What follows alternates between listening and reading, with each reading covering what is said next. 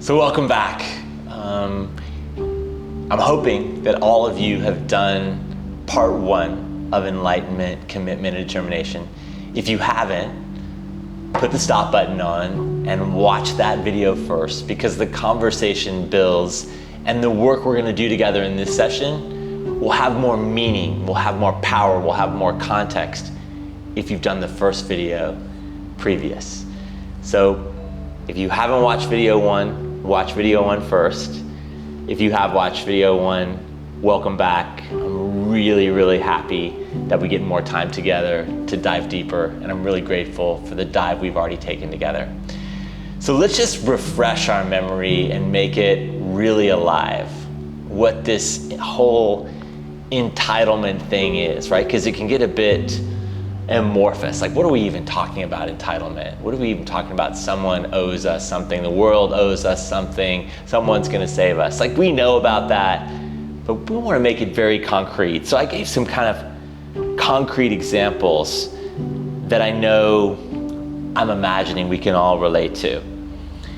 When we apply for funding for a project we really believe in, we should receive it because we just applied. We ask someone for a date who we really believe should go out with us just because we like them. We strongly believe that a policy should change just because we don't think it's fair.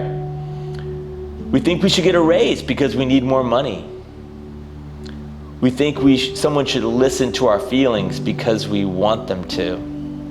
We think someone should care about what we care about it just because we care about it. We think someone should help us because we need help. We think someone should do what we want them to do because it's the right thing. These are all examples of how entitlement works. We think just because we want something, it should happen. And when it doesn't, we're really pissed off and we have a big unfair story. That's the territory we explored in the last video, and I just wanted to bring it present as we start the work today. If this conversation, even after the first video, still brings up resistance for you, you're not alone. It brings up resistance for all of us. We want what we want, and we want the world to be the way we want it to be, and we want everything on our time schedule. We're conditioned to this entitlement. These are some of the things, some of the sentences we hear floating around our head as entitlement is activated. People should just do what we want. The world should be the way we want it to be. Our bodies should perform just the way we want them to. People should recognize our potential. They should recognize our good intentions. They should recognize how hard we're trying. They should want to help us. It seems logical, it's not totally wrong, but does it work for us to believe that other people and the world should be the way we want it to be? I often hear in my own head, I'm a nice person. I deserve to get what I want and need. Life shouldn't be so hard. All true, right? You can agree with that, but also not true. Life is inherently unfair. Life is hard. Life doesn't owe me or us anything. People don't owe me or us anything. And expecting that life will perform, that people will perform according to our wishes and desires, what does that do to us? Okay, let's do some work to find out in our own lives exactly what it does to us and exactly how it works. Actually, I'm gonna ask you to write down one thing you want that you don't have. Very simply, short period, one thing you want that you don't have. Do it now.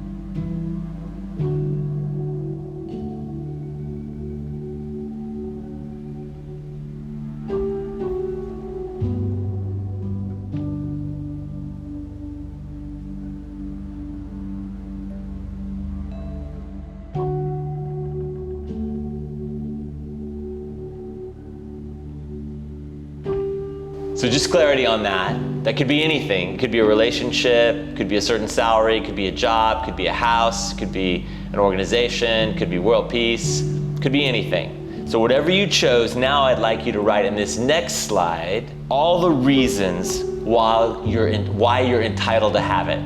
All the reasons why you are entitled to have this thing that you don't have. You've got a slide to help you.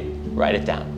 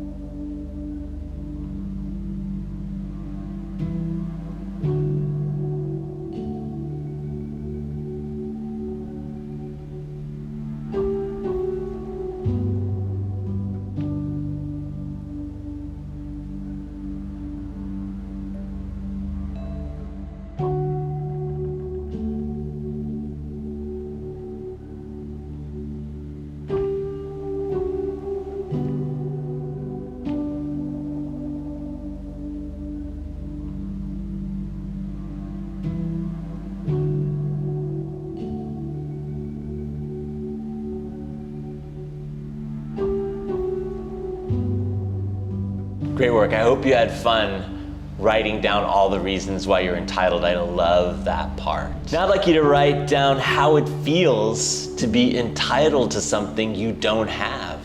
You feel like you should have it and you don't have it. How does that feel? Write it down.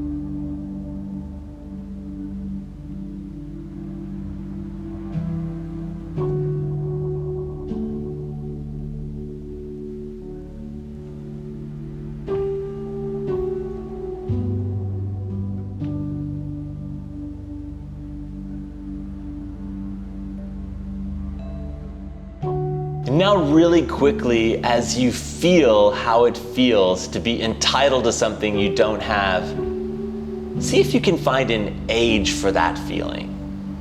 For me, that feeling is about 8. and it's got its arms crossed. Check and see what age that feeling is for you. Give you a slide and then I'll see you back here.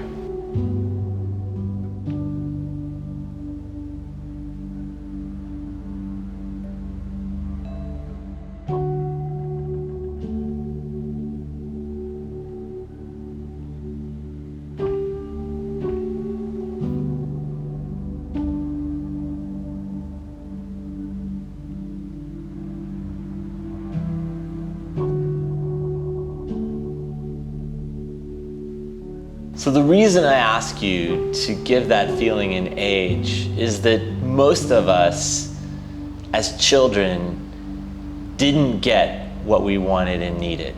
And we should have, right? We should have, but we didn't. And so most of us spend our whole life trying to make up for what we didn't get as children. And that's how the entitlement develops, right? We were missing something that we're looking for, and we're still looking for someone to give it to us.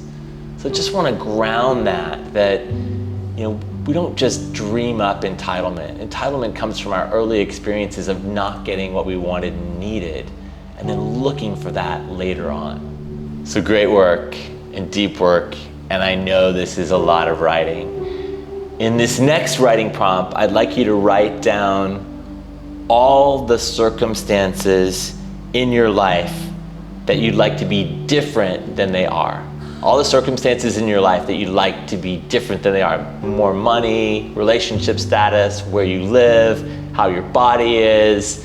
Could be anything. Employment, the country you live in, the conditions you live under. All the circumstances in your life that should be different. Write them down. You've got a slide to help you.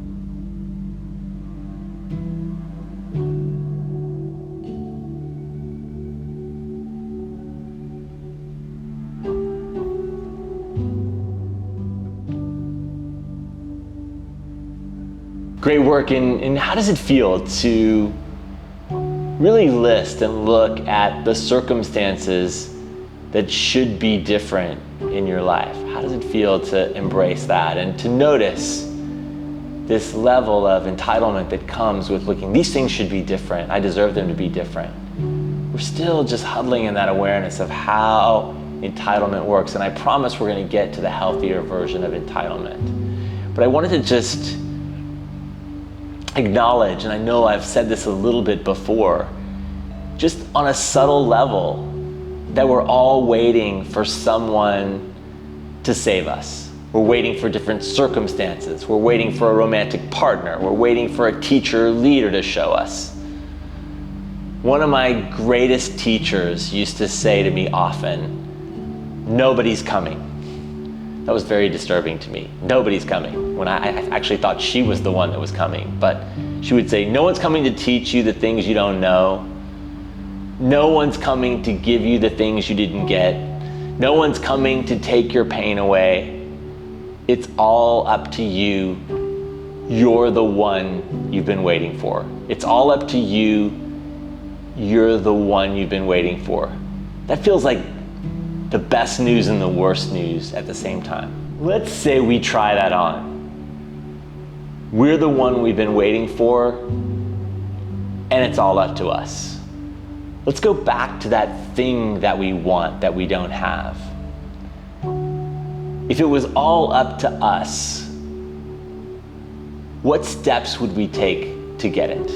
If it was all up to us, nobody was coming, what steps would we take to get it? There's a slide to support you. Write it down now.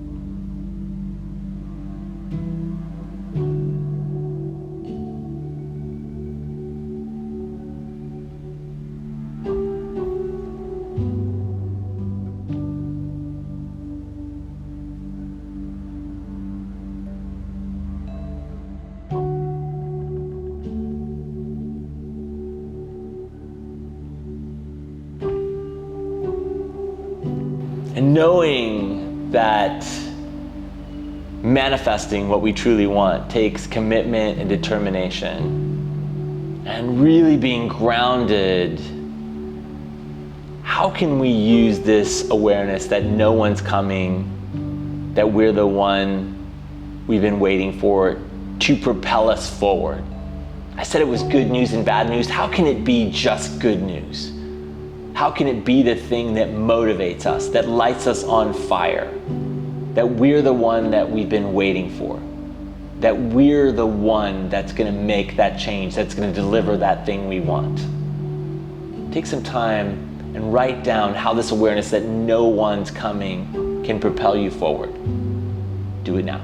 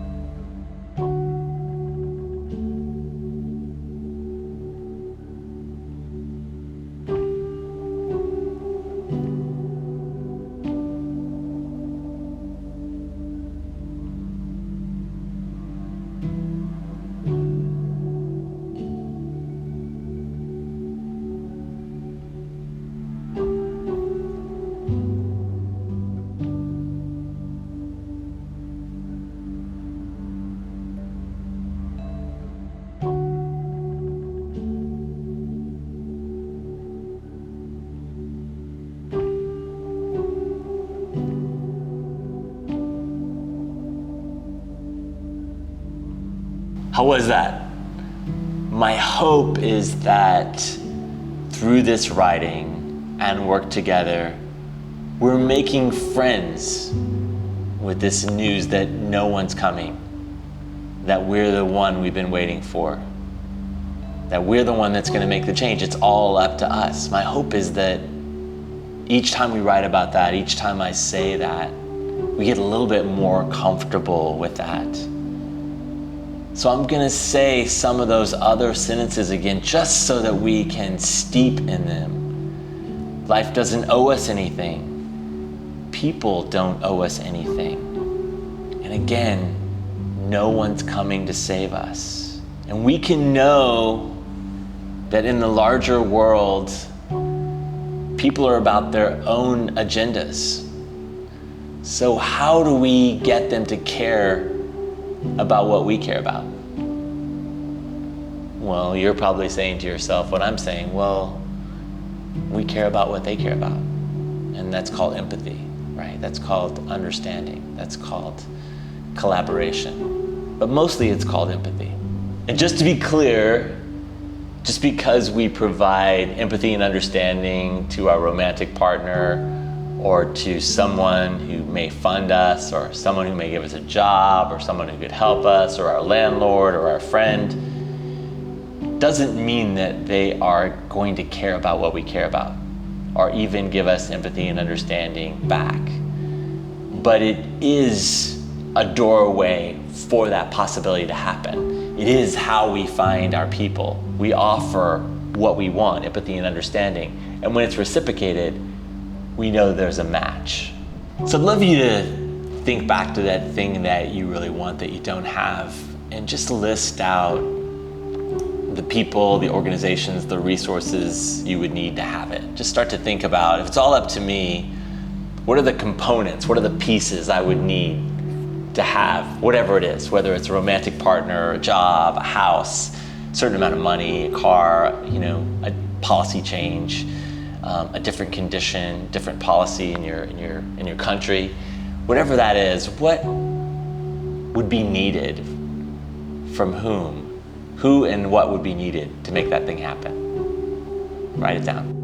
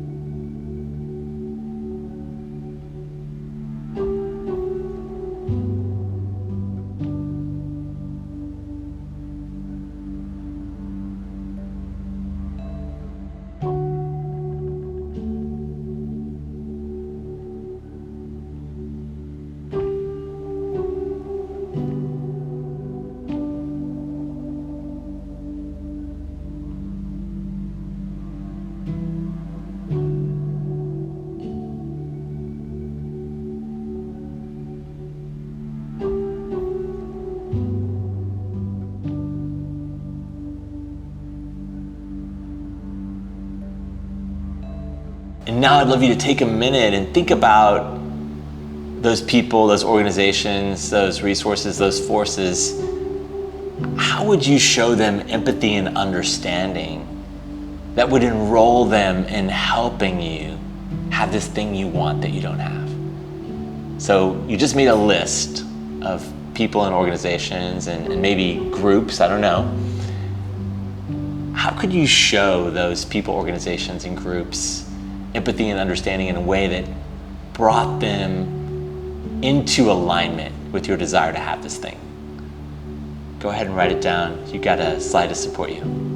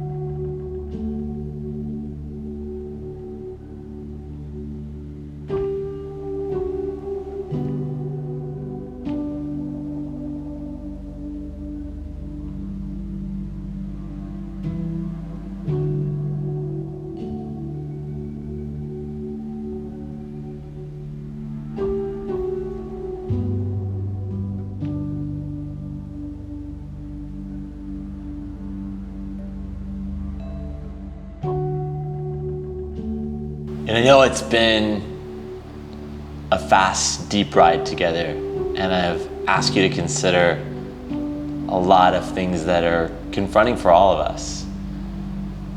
So in this last writing prompt, I'd love you to just think about how your life would look and feel different if you embraced everything that we've explored together. That life doesn't owe you anything, that people don't owe you anything, that no one is coming to save you, that it's all up to you. How would your life look and feel different if you embrace those things? It's our last slide of this course, of this time together. Take some time and really explore what would be available if you fully embraced all that we've explored today.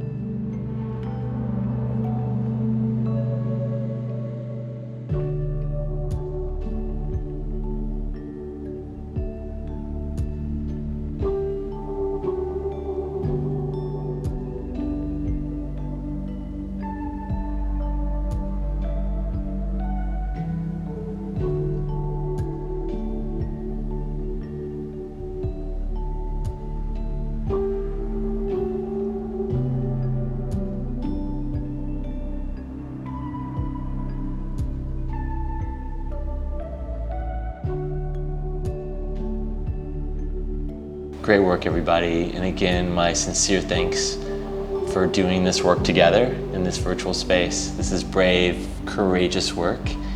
And my prayer for you, my wish for you, is that you take your deepest desires with healthy entitlement, with commitment, with determination, with empathy, with understanding, knowing that you are the one, that no one's coming out into the world and do great things. We'll see you soon in another course.